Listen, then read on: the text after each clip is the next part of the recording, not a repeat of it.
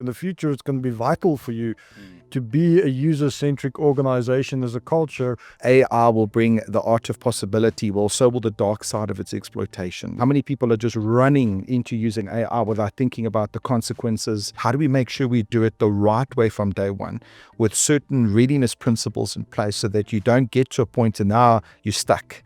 That seems to be half of it. The other half of it is it's already happening to a degree in two ways. There are either people using this stuff or there are people fearing this stuff. How do we ensure that as we're progressing, that we're not also putting too much reliance on AI specifically, and we're not losing the very tacit knowledge that makes the fabric of the organizational culture, which is your people, their experience, and how they do things. Again, take your people on a journey. Ask the right questions of what it's going to take to get people to be relevant in the next 2 to 3 to 4 years as part of your AI strategies. So I think the challenge is striking that balance between being data-centric, allowing AI to give those insights, making sure that we're not always going with the gut and, let's look at what the data says, but also make sure that the data is not going to override what might be required when empathy is required, because that could actually work against you when it comes to your value proposition of customers.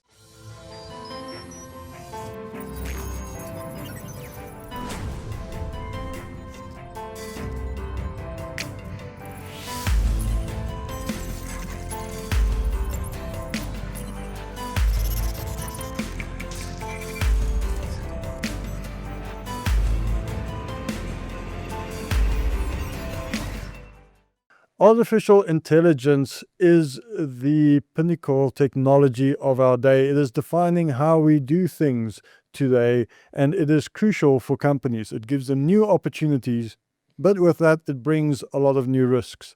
I'll give an example. Think about AI agents. An AI agent has access to applications, data, credentials, and users. It can turn that user into a super user.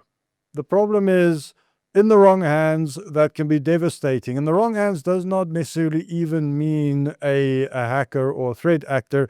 It could be the employee themselves. It could be a lack of training, a lack of insight, a lack of guardrails.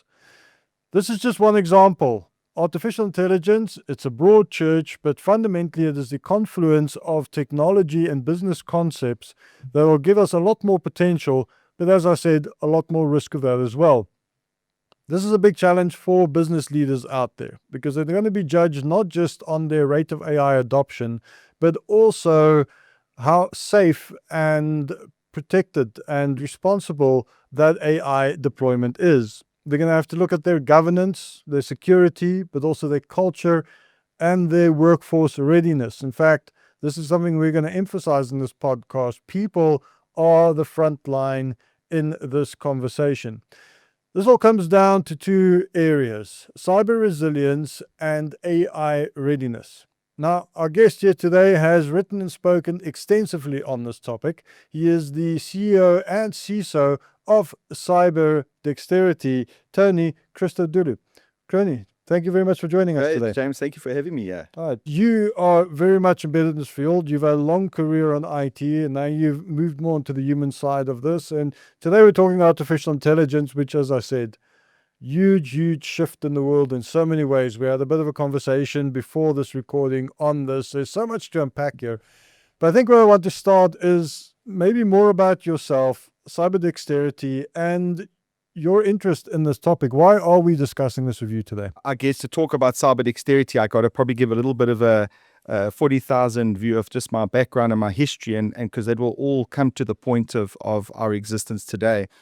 So I've been in the IT game for 24 years. From the first moment I had my first 486DX 400 PC in high school, I was tinkering at the time.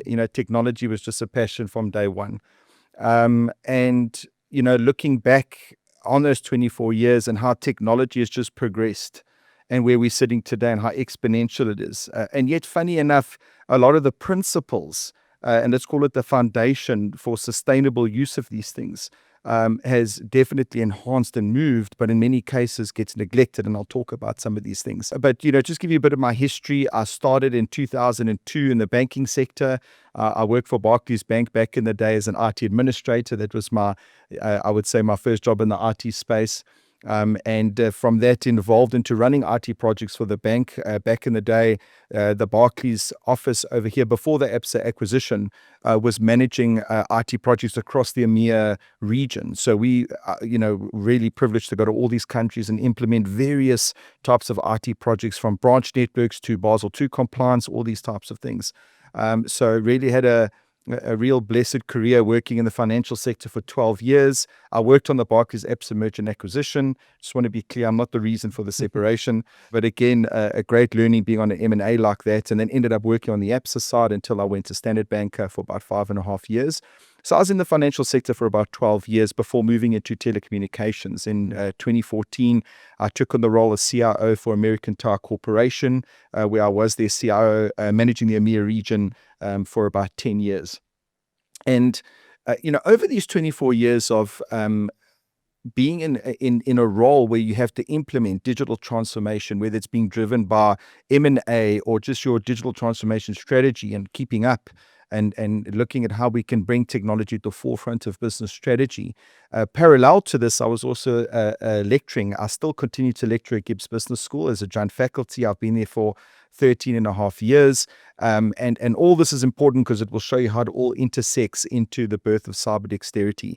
And I can tell you now, over these 24 years, whether it was a project manager implementing or being in a CIO role where you're accountable for the execution of enabling, let's call it, the digital strategy, is there were certain critical success factors that were always a common denominator for me. And the one that stood out the most, if I refer to it as the 80-20 principle, meaning you get this right, that makes the fundamental shift, the 80% can be achieved, is the focusing on adoption, people adoption, human adoption. Whether you were implementing an AI or whether you were implementing a workflow or replacing an old technology or bringing in governance and standards or compliance aspects to it, because there's a huge element of data management to that, whatever it was.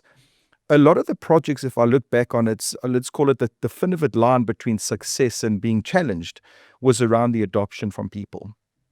And yet what I found in most cases is that that's where the most neglect would take place, or we would simplify it and call it change management, and we'd take this linear approach to execution.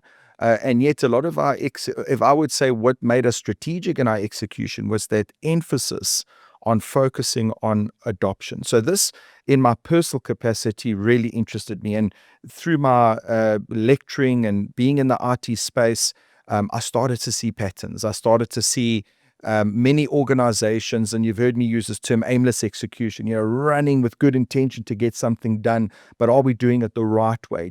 Are we thinking about the readiness for that to be successful? And most people speak about people, process, technology, and I like to add data, and we'll get into this when we speak about AI specifically. But I would say the people component really became my passion and focus, to the point that when I started Cyber Dexterity, which was in March 22, the reason it came to be was I was very fortunate that lecturing at Gibbs, you come across thousands of executives and future and current leaders in corporate Africa. And many times through those engagements and lectures, I would get asked, do you consult? Do you advise? Do you do anything outside of your current role? And at the time, I was still CIO at American Tower for the EMEA region. And, I could only take it so far because, of my natural capacity. But over the time, I started to see the opportunity to take what I know over, let's say quarter century of this experience of wins and fails, that we were able to put it into a way that we could bring it back to people, to say, this is where you need to focus. This is the starting points. This is the foundation for success, which I was naturally doing in the classroom. But how could I then further customize that when engaging clients? And that was how Cyber Dexterity was born. And a lot of the focus was around cyber psychology. And when people hear the word cyber, the first thing they think about is cyber security. But cyber psychology is more than just the security element. It's focusing on the intersection between human behavior and technology. And when a better time in human, let's call it in our human timeline, is this become relevant. And, I always say to my students and customers, one of the most important aspects to your digital transformation is the absorption of your analog.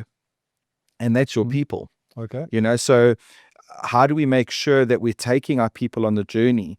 And especially with the journey of AI, we've got to be very careful in this notion that AI is here to replace people. AI can, yes, it's going to have huge impacts, and we'll get into some of that shortly. But I do think that the organization that takes the longer term stance on this and looks at this with an ethical and sustainable hat are the ones that are going to really stand out in front of their future customers as the business to work with. So Cyber Dexterity at the moment, if I take all that, and the intersection was how do we help our clients, we are looking at gamification. We use science-based, let's say, processes and ways of looking at how we take people on a journey of learning. We've got this saying that says, don't just learn, evolve. Take cyber security as a great example. We're trying to get away from this generic awareness that gets done, or a lot of the times I see with my clients that it's compliance driven. Not that I'm against compliance, but that shouldn't be the intent. What we should be focusing on is creating cyber resilience in our people, because they need to form part of that in order for your defense to be what it needs to be. In fact, the majority of, I think it's 88% is the statistic at the moment, of intrusions is through the human firewall. And yet most organizations are taking the linear approach, doing awareness, which is great. I'm not saying we shouldn't be doing those things, but we need to understand that it's not the natural instinct of someone. That fight or flight that you have if someone runs towards you with a baseball bat is not happening in the digital space. So how do we build that type of resilience? So we focus on the cyber psychology side and the human sociology side to say, well, what do we need to do to get people to improve that cyber resilience, to have that inner voice where they can look at an email in 2 seconds and say, I know this is fake, or when they're getting engaged. I think we were having a side chat now about how AI is going to play a huge role in amplifying disinformation, further working to simulate authenticity to trick people, in making them divert from their business processes. So that's what we do, and we do it in different ways. We've actually recently created a game called Hack to Protect, where actually the way you learn about cybercrime is you are a cyber criminal. And the whole idea is that you get recruited by this shadow circuit, as we call it. They teach you about the fundamentals of what they do to trick people. So there's a bit of that reverse psychology.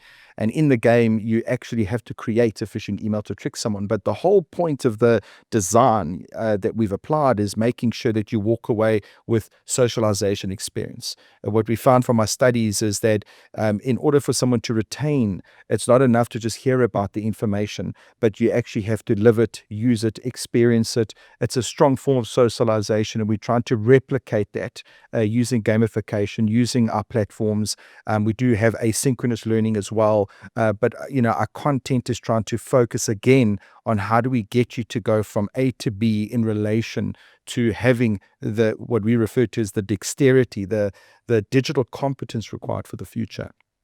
It's interesting that you laid out that this is a human issue, really. And why I find that interesting is we have for years, in terms of cybersecurity, been driving this point that people are the front line, people are being targeted, that social engineering being the most common example there.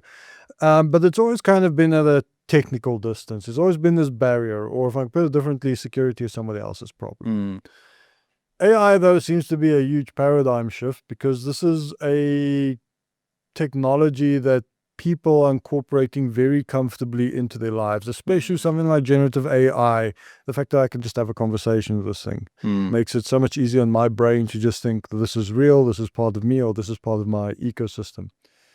Do you think that that dynamic has changed significantly, that this idea of user centricity, where in the past it was kind of a peripheral idea, but now it's almost, well, I'll put it differently, it's now undeniable to the point that it's not, you're not a better company or more competitive company if you're user-centric. In the future, it's going to be vital for you to be a user-centric organization as a culture, because otherwise you're not going to use AI as effectively, you're not going to understand the risks as effectively. Is that where we're going with this? The importance of adoption is now going to be more critical than ever from a strategic perspective, because what we've got to be careful of is this notion that, well, because AI is going to be fully automated, autonomous, intelligent, it's going to be able to just give you some answer. It's still going to rely on the human fabric end to end, whether it's you working on making sure there's no data dissonance or any allusions to the data, or putting the organization at risk because of the decisions the AI makes based on the information it's given. So I think the human oversight concept is going to be so critical. And with that, sustainable practices of its usage. Will there be impact from AI? Of course, but there'll also be opportunities. So has an organization taken a step back to say, well, where does my human capital lie in this framework, in this, let's call it, overall architecture? I think AI, by no doubt, is going to bring huge innovations and opportunities. But I was saying the other day, as AI will bring the art of possibility, well, so will the dark side of its exploitation. We are moving to a realm to say we need to make sure that you, again, like any technology, go back to the fundamentals. How did we measure the success of when we implemented a tech? Was it that it was on time and on budget and within, features and functions, or was it that it got adopted 6 months later and met the business objective? I think this will be no different in the sense that we need to make sure that the adoption of the AI we invest in, its usage to meet the client's need or meet their business objective is going to be critical. We have to take steps to ask ourselves, how do we actually increase the velocity of the learning curve of people in order to adopt AI effectively? We often talk about technology leading and people adapting to it. I kind of feel this is a slightly different scenario where a lot of the people in the technology are running ahead. And it's often companies, we're going to talk about compliance and legislation later, Sure. but it's often the companies and stuff that are not keeping up. We've seen stories about ChatGPT, companies having to ban people for using ChatGPT because these guys are so enthusiastic. Yeah, we're going to use this technology. Meanwhile, they're starting to feed financial statements into this stuff. And someone Sure. who can do the right prompts can pull this out. So it's almost that as much as this is very similar to what we've seen in past adoption, there's also an inversion here where previously guys like you probably fought hard to get users to adapt and to use a technology. I kind of wonder if CIOs aren't waking up now every day going, what are my users doing now? What have they adapted now? What's happening new? How do I stay ahead of it and pace of it? Do you think that is also a difference to what we're seeing now versus previous technology adoption cycles? I think what we will see is that because of the way technology is progressing and at the velocity it's progressing at, is that people are going to be better equipped to do things with a self-service mindset. Like I said, I've been in the IT game since the beginning of 2000s, and I remember when social media first came out. I think there's always going to be this natural survivors of biases and behavior of we try to block people using Facebook because of the fear of productivity, the fear of accessing something they shouldn't, or the usage of the network back in those days. It did matter the amount of gigs that got absorbed compared to today. But like anything, that started becoming part of natural human sociology, which is, if you look at your Gen Zs of today, social media is a form of extension of not only expression, but just day-to-day awakening of how we do things. So to be an organization today that would block social media wouldn't work. Now, if I take that same type of principle of thinking, and as we're moving into the future, back in my early days, there was always this worry about, the business can only do certain things when it comes to the tech, and we need to control that. And we've heard the term shadow IT before, which is this idea that business will go and do something without IT. And I like to look at the gray between that. I don't think it makes sense to try and control, but at the same time, I think we need to be careful that we don't run with aimless pursuit without thinking about doing this sustainably. So the role of the CIO, in my opinion, going forward is to be advisors to the business of what do we do to do this in a sustainable way with a fit for growth mindset, having enterprise value in mind, but yet making sure that we enable the business to source as they need to, not to be the constraint. There's always that fine line between allowing an organization to do whatever they need to do, but doing so and putting the organization at risk. So how do you strike the balance between people running and using tools that they are discovering on a weekly basis, but maybe putting the organization at risk by doing so? At the same time, we don't want to constrain the art of possibility and innovation to the point where we can show we are protected to a point, but we're stifling the business to move forward. We're stifling the business to be competitive. So there's a balance in anything, and that's what brings the complexity. And from my experience of working with various CISOs and being in the position is we need to strike the balance. We need to be able to partner with the business. We need to make certain decisions with sustainability in mind. We need to know where to give and take between, making sure that we're doing the right things, not because of out of fear, but we're doing it because we're doing it smartly. And how do we make sure that we are enabling, not disabling, but also making sure that our business are being cyber conscious when they do something? Because sometimes that's the challenge, is they'll put the activity before the long-term thinking of the impact of that. So that's where the journey comes in. How do we make sure that we get that, let's call it collaboration right between the two? But I think in the future, technology is going to allow for self-service capability. I was sharing in class the other day, if you wanted to create a website back in 1998, and I was in high school back then, you had to know how to do HTML and XML, right? You had to be a fully fledged coder. Today, I go to Wix.com or GoDaddy. I just use drag and drop capability. I host it in 5 minutes. AI can design it. I think we will be in 5 years from now. Voice recognition to software development. I think what we're going to find, and that's why I put more emphasis on the human element of maturity and adoption, is we're going to be with technology equipping people more to do things they need to do to get the job done. But if they're doing this without readiness in mind, without the right maturity in mind, I use the analogy of putting a 5-year-old in a Ferrari, and the feet can't reach the pedals. It doesn't matter how beautiful the machine is or what you spent on it. Can it actually achieve the objective, which is to drive at a certain speed? Not going to help if the kid's feet can't meet the pedals, if I use that analogy. So we've got to be careful that as much as technology is going to bring the self-service capability, amplify your ability to move quick to market, do these things, how do we make sure we do it the right way from day one with certain readiness principles in place so that you don't get to a point and now you're stuck? How do we equip people to be future ready on certain skills required in order to be able to truly get the benefits of AI in the future? You touch on a lot there, and I think what we are getting a picture of here is that the complexity involved here. You mentioned collaboration in there. There's a lot more moving here, and it's being led from the front. But this is done with something that is very integrated into a business. So the other thing we have to acknowledge about AI, it doesn't sit compartmentalized on its own somewhere and do one thing. You might have multiple AIs, but they'll be integrated in other applications. The data access, user access, all of these things come to the front now. What strikes me then is you've got a tremendous amount of risks that could develop out of that, various dimensions. Let's talk a little bit on that line. I want to touch on security in a bit, but let's start with operational and compliance risks. Just the fact of having these in your organization and having your people have access to them. What could go wrong? What do CIOs and CISOs think about, and what should they think about? What do they overlook there? Very good question. And I would even say not even CISOs, but just execs in general, they need to own how these things get adopted. I would say some of the challenges that I foresee, and let's maybe start from a compliance perspective, and I'll get a little bit deeper in around true challenges around AI without thinking about it strategically and just running, because you're going to feel the headwinds if you're not doing this with good thought behind it. But from a compliance perspective, I would say, and I'm going to use the new Artificial Intelligence Act as a base for my feedback. Is this the European one? That's correct. Yes. So I'm currently based in Europe myself. That's where Cyber Dexterity resides.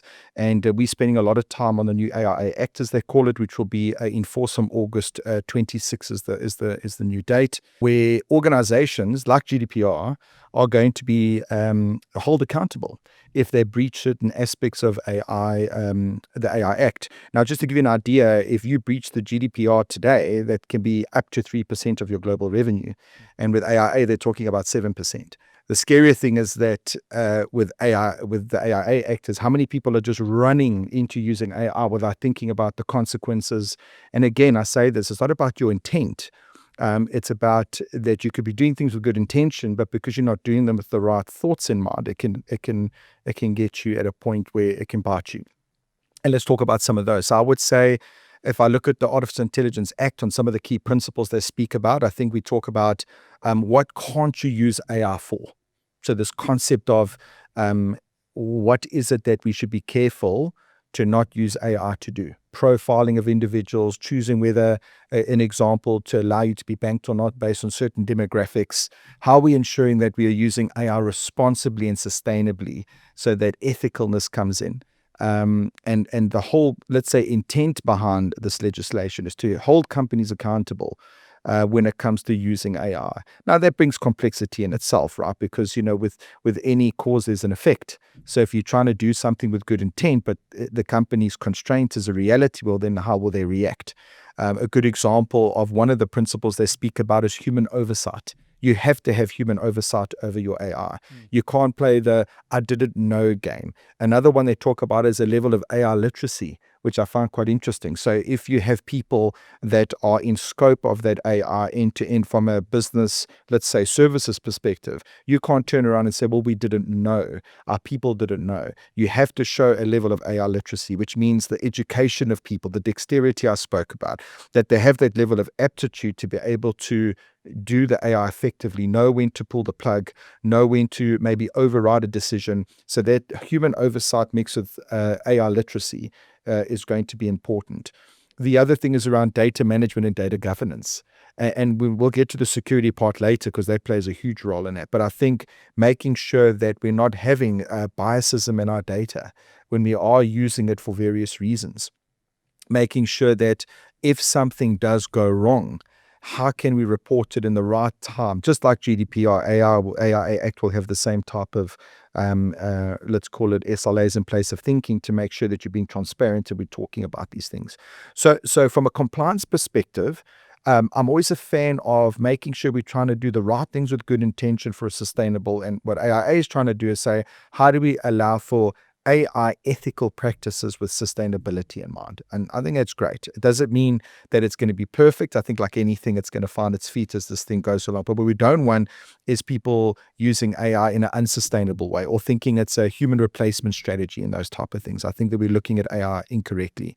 Other challenges that I foresee that aren't compliance specific could be the over-reliance concept. Like as we move into a world of technology, the danger, of course, is over-reliance.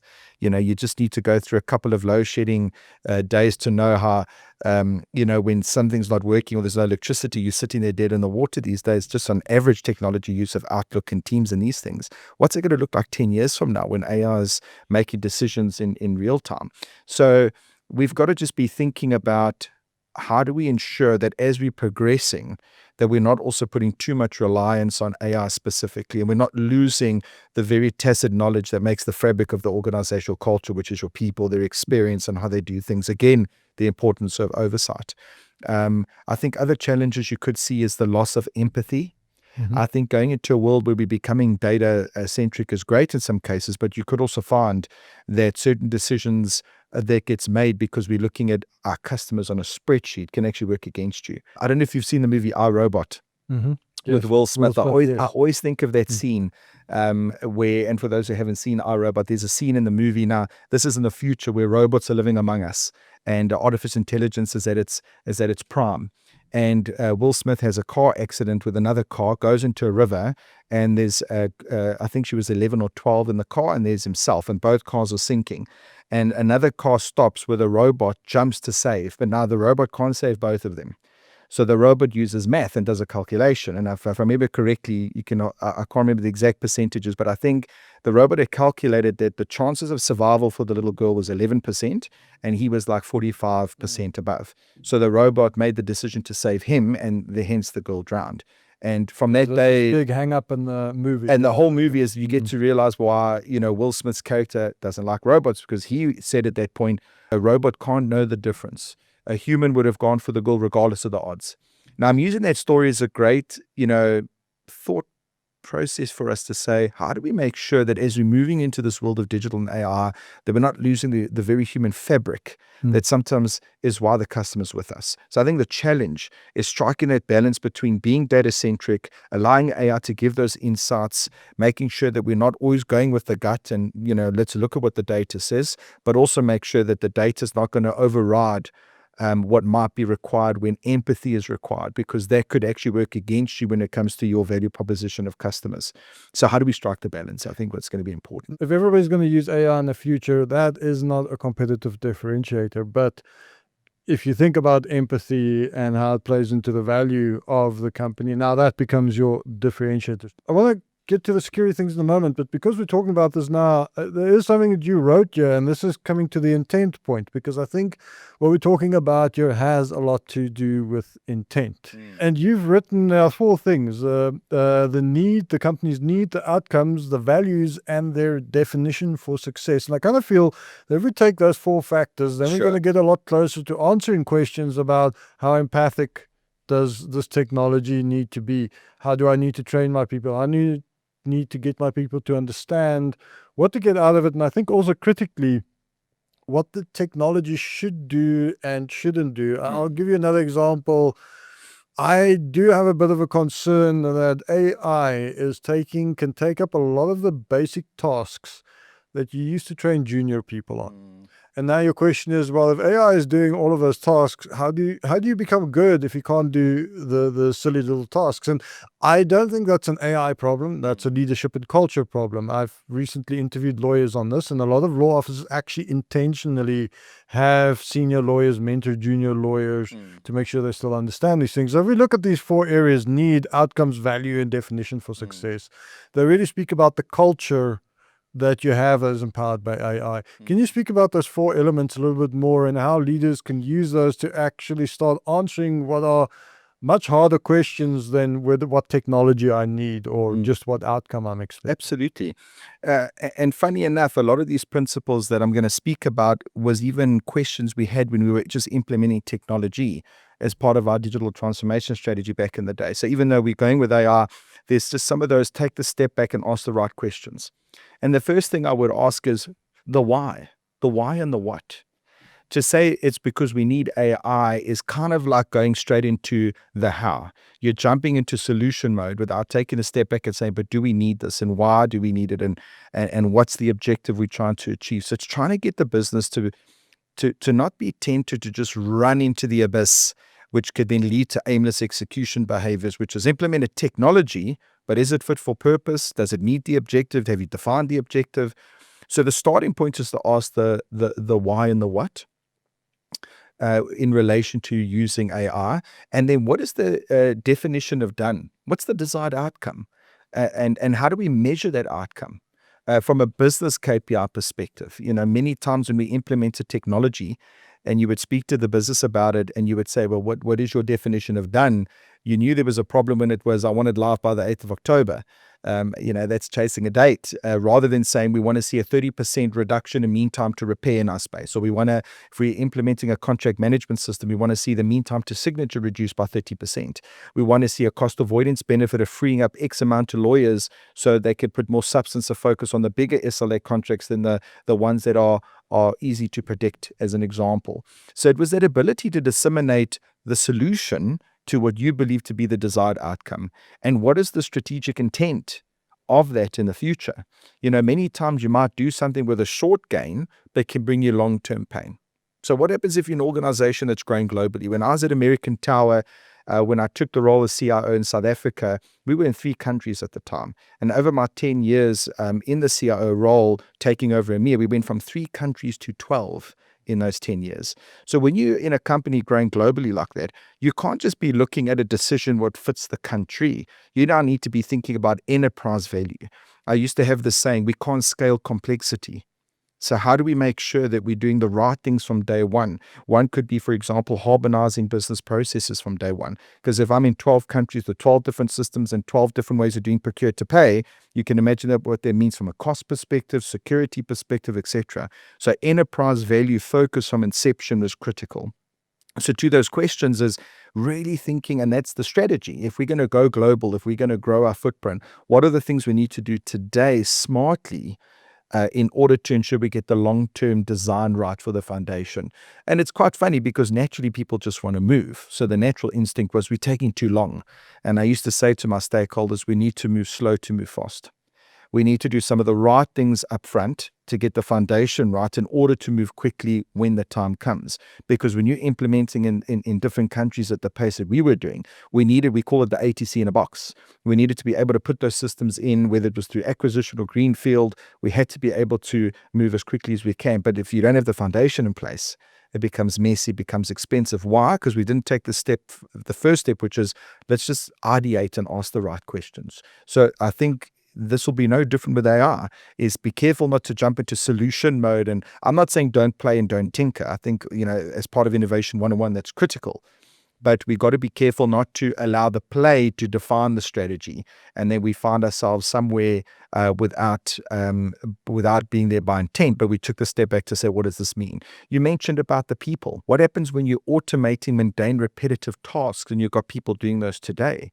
Now, if you don't take a forward-thinking approach and say, well, there are going to be other roles required to bring the human oversight, the data management, we're going to need people in those roles. But if you're not thinking about how you're equipping your current people for that, or what you're going to start doing is letting people go and then bringing in new blood into the organization. And the challenge of that is you could be losing all this tacit knowledge that existed because you haven't taken the steps to evolve your people to be part of that ecosystem. Does that mean there'll be a one-to-one fit always? Of course not. There will be, I think, in anything we've seen in human history. But as we say, one man demises another's opportunity. We've seen that it's other roles that are born because of AI, people that are going to be able to do things in self-service at an amplified level. But the organization needs to take the step back and say, if we see ourselves here, in the future, what are we doing today, and how are we taking our people on the journey to get to that point so we do get the benefit we need to get, starting with asking the right questions for strategic intent. So that's talking on a strategic side. And I really do appreciate that. I think, as you say, too often companies just want to run or go after the new flashy thing. If I take a very simplistic example, social media strategy. So many companies jumped into, let's get a YouTube channel, let's get this going, that going. And then it goes nowhere because they didn't think about the strategy, the intent. They didn't realize what it would require. Though on the flip side, and this is especially important with AI, is the human question. You mentioned shadow IT earlier as an example. We spoke about people already using ChatGPT and such. So this is a very user-led revolution. And what that tells me is that a very important factor, you can take its own strategy. That seems to be half of it. The other half of it is it's already happening to a degree in two ways. There are either people using this stuff, or there are people fearing this stuff. And there's an old question somebody once told me: you don't go talk to management, you go talk to the old lady in the corner, because she's the one who actually knows how these things run. Absolutely. You find out from her. What are the conversations that you encourage leaders to have with their people, both from an enableable point of view, like I already use this, or I want to use it, I can see how I can solve this problem, but also from a fear point of view? I fear it's going to take my job. I fear it's going to dilute our effectiveness because we're going to lose skills. I fear you're just going to airdrop new people in here because you want a quick shift. So how do you talk to people in your organization? Because I feel that that's where you're going to get most of your value, most of your insight and direction from. You need to give the view up front of where we see this organization going and where AI plays a role and where you fit into that. Because I think, like any change I've seen in the past, I mean, when we were doing robotics process automation, the first thing people feared was, this is going to replace my job. There was the natural instinct. And to sit there quiet and think people will figure this out is not a good strategy, is not a good way to do it. But if you get people involved from the beginning to say, well, let's go to the coalface. I was a big fan back in the day on, process optimization methodologies, lean manufacturing, this idea that you go to the coalface, you understand what people do. Even when we were implementing systems, because many times people at the top thought something was happening until you go on the ground and see people are using Excel spreadsheets before it goes into the system. And if you don't address those things, then you're creating the illusion that you're automating your environment to only find later you've done a technology replacement strategy versus a transformation, and people are still capturing information in a spreadsheet before it goes in the system. Have you really brought any efficiencies? Have you really gotten the value? It creates this illusion of being successful. So if you can go to the coalface and understand the constraints, the challenges these people have, and tap into their ideas, you are writing your business requirements without even realizing it by involving your users from inception. What are we bringing forward in terms of training and engagement to bring you onto the dexterity required in order to use and prompt correctly? I've been in cases where clients of mine have run very quickly in putting in certain technologies. And people play with it for 3-4 months and ask it questions like you would do in ChatGPT, but are they getting the true business value? Well, it's because they haven't been taught to do prompting. Prompting is not just something you pick up because you can Google it. That you can be taught about how to prompt correctly. So I think the skill set that you have today will need to evolve in order to be AI ready and get the true value from AI. But are we taking our people on that journey? Or we're running and implementing a system and putting it in front of you? And again, I just go back to the traditional IT projects I ran, where I used to see the mistakes is we would just pull people into a room, train them for 3-4 hours and tell them you're going to UAT from Monday, and the week after you laugh. And think that the absorption process of change for the human is that simple, and it's not. If you wanted to get adoption right, you had to see training as an ongoing journey, not some event so the project manager can sign and say, I've trained everybody, but allow people to ask hard questions, understand what this means for them. In fact, from the beginning of the project, I would argue that we would have to spend time with the users to see what would we change in the business process to get the value from the technology. Where traditional projects, you go to people and say, what do you want? And what do? They re-engineer the new technology to look like the current process. And all you're going to do with the broken process, if you put technology on it and AI, you're going to amplify the break. That's what you're going to do. So if I just look at even those traditional aspects of what we did right and wrong, it's just going to get amplified with AI. So we need to make sure we take the same steps. Start with the vision. Take your people on the journey. Ask the right questions of what it's going to take to get people to be relevant in the next 2 to 3 to 4 years as part of your AI strategy. And what are we doing today to take them on that journey? And where there will be roles that are compromised, which will happen, how will we repurpose those people to still get the value of the tacit knowledge they have? Or how will they form part of that business process to make sure we're doing ethical and sustainable AI usage for the future? I think those are going to be really critical. There's very much a user-centric side to this. Let's bring these two things together. On one side, you've got AI readiness. On the other side, you've got cyber psychology. Now, I do want to move more then into cyber risks themselves, cybercrime being one, but there are other risks there as well. So quickly defining, what do you mean by AI readiness? And how does this align with cyber psychology, meaning the user? So I would say AI readiness seems to be that's the intent of the organization and putting all the pieces in place. And then cyber psychology is equipping the user to, I don't just want to say navigate in this thing, to kind of actualize themselves in that environment. Sure. Is that how you would see those two concepts? Yeah, I would say, so if we think of AI readiness, I can look at it from two perspectives. There's the one on the people side of readiness, and then there's general readiness. So I would say if you're looking at general readiness, your data posture. AI is going to be as good as the data. So is this the data pillar you spoke Yeah, about? so you think about data quality, accessibility, reliability, discoverability. Am I getting the right data to the right people at the right time? Many times we're very quick to put in the system, but we're not thinking about the back end that makes it rich. And a lot of the times the data is about the human interpretation of that data. Do I trust the source of data? Where's the source coming from? So one pillar of readiness we talk about is your data readiness. And then there's your people readiness, the dexterity of your individuals to be able to use the AI effectively, to actually know what it means to have human oversight over that AI. What do I need to do from its prompting to its use to making decisions? And when do I need to step in, and when do I need to go with what the AI is suggesting? Or is it purely, straight through processing and I'm just managing that? So there's aspects of that, but I think the people element of dexterity is people's readiness to actually be truly equipped to apply and use the AI that you're intending. I think with that will come governance and compliance. I do think that we've got to be careful on this notion that we're going to run as fast as we can, but if you are thinking with sustainability and ethics, then there has to be guardrails. And that's where the compliance comes in. I just always say to people, don't do things to be compliant, do the right things and you're inherently compliant. So it just goes back to intent. Are we making sure we're doing things the right way and smartly to be the choice of our customers in the future, not because we're trying to get that ISO certificate. I see it in the cyberspace as well. I've had clients come to me and say, we want your cyber training because I've got to tick the box and say we're box checking, because I think 100%. compliance means security. And it Exactly. doesn't. And I'm a big believer that as much, again, as compliance is important because it's trying to drive the right behaviors, that should not be the intent. The intent is actually to have a cyber resilient culture. And because we are a cyber resilient culture, we're ticking most of the boxes inherently because we're doing things the right way, rather than trying to just tick the box and you still get hacked because someone clicks the link on an email. Because that doesn't mean you've actually taken them on the journey of cyber resilience. You just, on paper, it's saying that you got the tick because you got all the process and documents in place. We've got to be careful that we don't get tricked on the latter. So I think in terms of AI readiness, we speak about data, culture. Now, what I mean by culture, it also means the leadership. I was in projects where the leadership would talk about the importance of being data ready, but yet we sit in a steering committee and they're not looking at the automated reports. They're asking people to put PowerPoints together. So what do?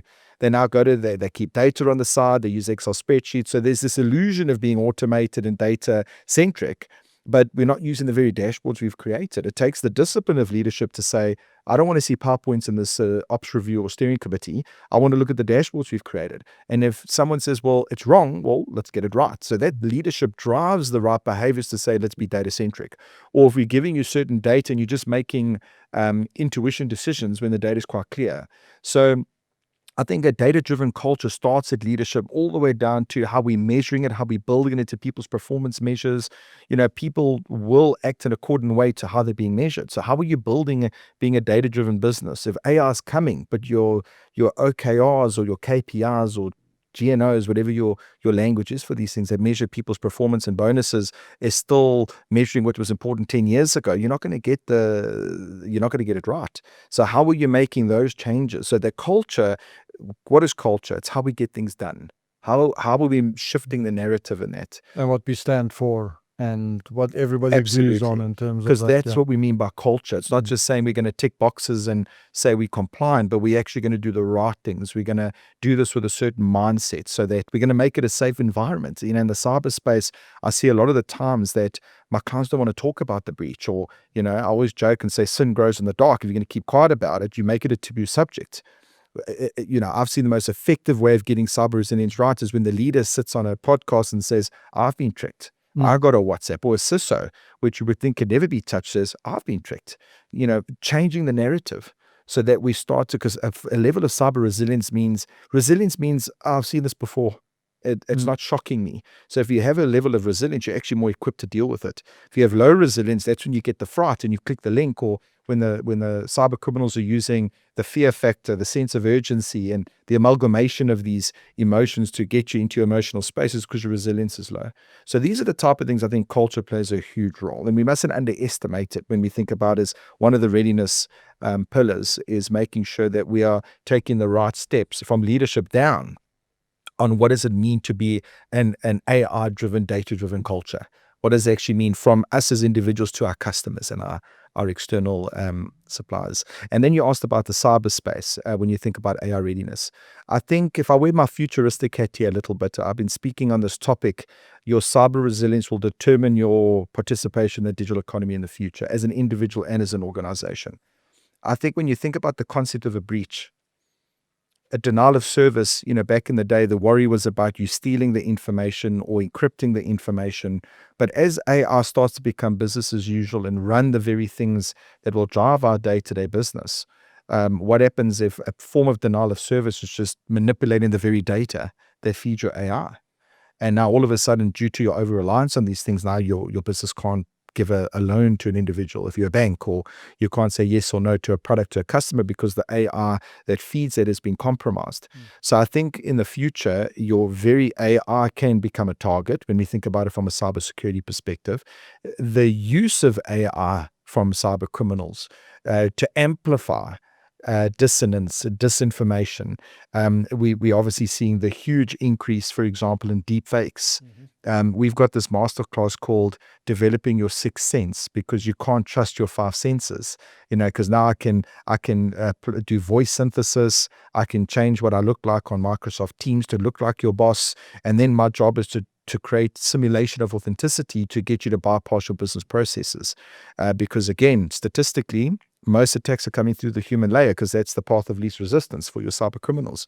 So that means, more importantly, when we talk about the world of AI, is as we are using AI to improve our let's call it capability of protection, real-time network sniffing, being able to, find things quicker. Well, so will AI be used to do polymorphic attacks and be able to do these types of injections and amplified. So we're already seeing AI agents being used in attacks to Absolutely. orchestrate and accelerate and scale them. Or just creating disinformation. If you just look at the politics space, where people read is what they believe, and you can now use AI to amplify a particular topic. So I think in terms of readiness, in terms of AI from a cybersecurity perspective, is there's an element of, I think human hacking will increase and exponentially, because they are finding that to be the easiest way in.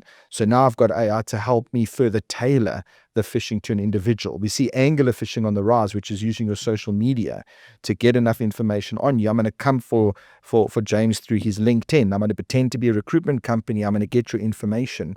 And we're seeing a huge increase in extortion, because now people are creating fake profiles and forming relationships. And there's a whole sociology to this. In fact, when I look at this from a cybersecurity perspective, how people are actually so trusting by default online versus in person. If someone walks up to me and they're a stranger, I'm a little bit more on the back foot at first, until maybe my acceptance criteria to trust you has to go through a level of engagement on the digital world.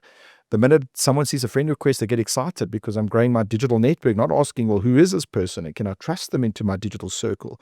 So I think what we're finding is that, going back to the AI element of this, is that AI is going to amplify those types of attacks. It's going to, because it's going to run our businesses, that's also going to be a place where we're going to see denial of service attacks taking place, which means we need to be thinking, again, not constraining the business to do the right things, but how we architecturally doing things correctly to allow you to do the right things, but do it in a way that we're protecting you. We want people to access the right data at the right time, but in cyber, we talk about least privilege access. Because if a person gets hit and has the key to everything, well, now when you do get hit, that amplifies the impact. How do you strike the balance? In the past, we've spoken about culture shifts and adapting culture to technology, etc. But I feel like a lot of topics in the past with technology, there was a optionality about it. So if I can put it this way, were you really that much more competitive using a dashboard versus a spreadsheet? That's relative. Were you really that much more competitive because you had a great website versus a basic website? Again, that's kind of relative. But when you start bringing in AI, incredibly user-centric, the relativity kind of seems to disappear, because I feel we're kind of jumping the curve here. We're jumping onto something new here. Sure.